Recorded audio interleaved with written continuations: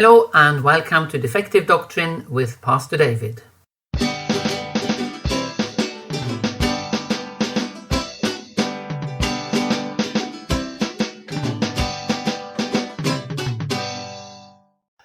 Our church here in Milford-on-Sea in Hampshire, England, has just started having live Sunday services again after almost exactly 3 months of lockdown.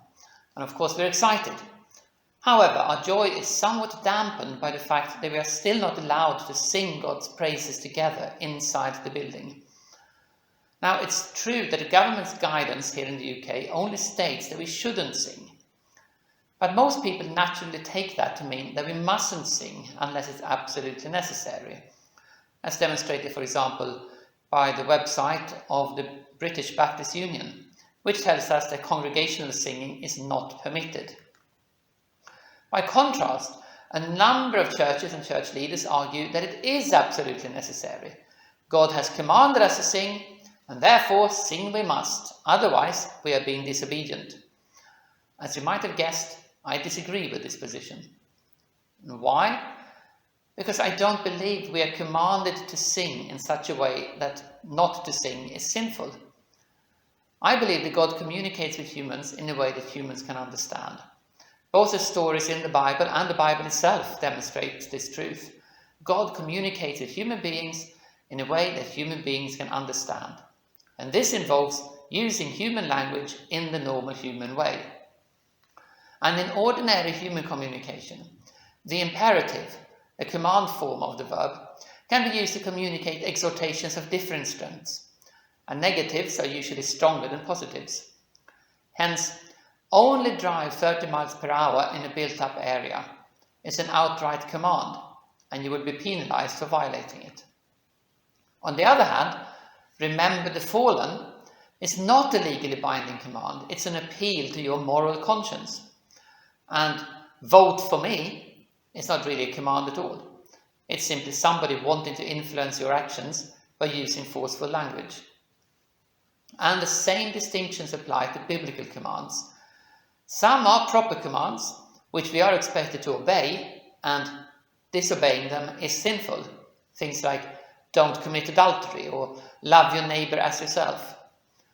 But others are much more like appeals, exhortations to do things that will make our lives more godly, more fulfilling, but which it's not necessarily sinful not to do.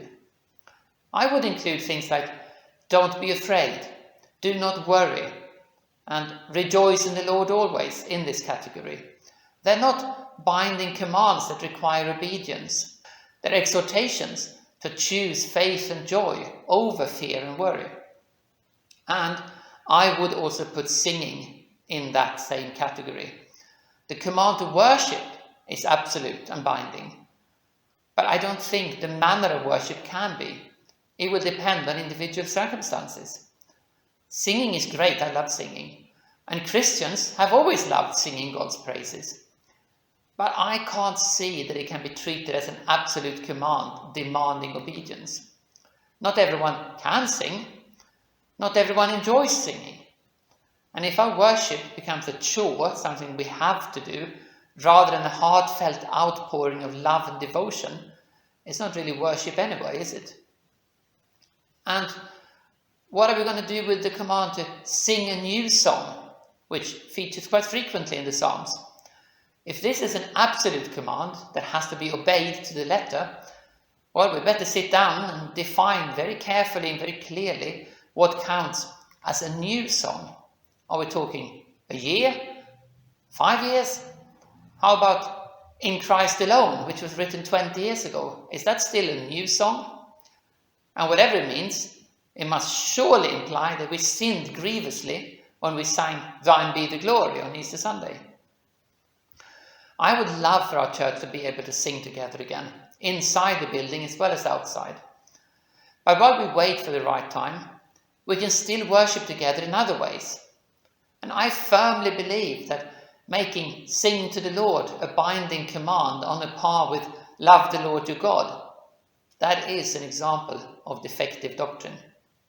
Thank you for watching.